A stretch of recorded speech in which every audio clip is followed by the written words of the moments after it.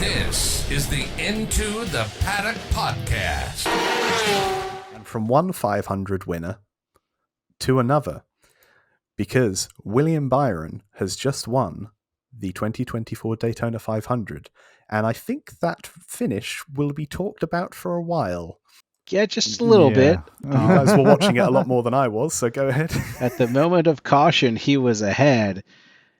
Or was he? No. The moment like the cars were spinning, he was ahead. He crossed the start-finish line, but then the moment the caution lights came on, Alex Bowman was ahead, his teammate. Regardless, Hendrick Motorsports won the Daytona 500 on 40th anniversary to the day that their team started. So, big dub for them. NASCAR's fixed. Yeah, it's definitely going to be a party over there tonight.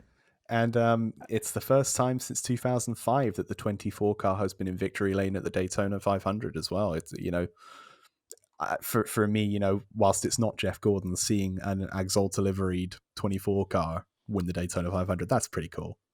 And of course, we wouldn't be talking about William Byron if we didn't say he started his career on a computer, Yeah, and now he's a Daytona 500 winner. What a few years he's had.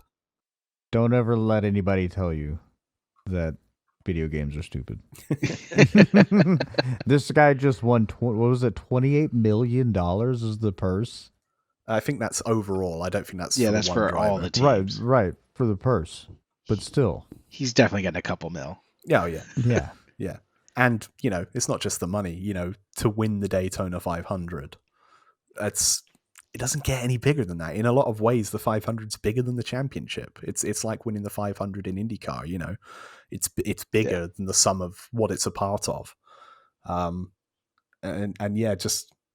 know the whole he started his career on a computer gets beaten a lot, but to see this, further validation of sim racing as a valid entry level way into motorsport, it is valid, and it's got to be taken more and more seriously.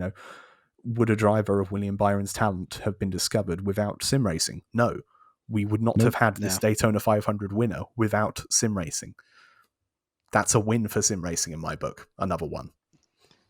Yeah, it's not just iRacing, because that's where William Byron and most prevalent oval stuff is. It's all of sim racing. There are some really fantastically talented drivers getting their start on the sim rather than going out and spending thousands of dollars on a go-kart, or a midget or what have you, just to get started to figure out whether they even like it. Comparatively speaking, $300 for a wheel, get a $1,000 PC and an iRacing sub. That's a heck of a lot more economical investment to get your career started than $10,000 on the car, another $10,000 on the trailer, tires, fuel, entry fees, etc.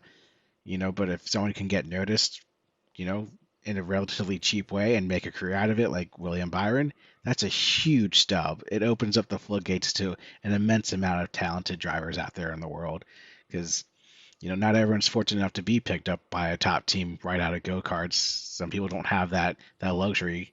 But if, like, the best race car driver in the world right now could have been already born, but because they don't have the right opportunity, they're not going to be able to show that talent. So this is great. This is the Into the Paddock Podcast.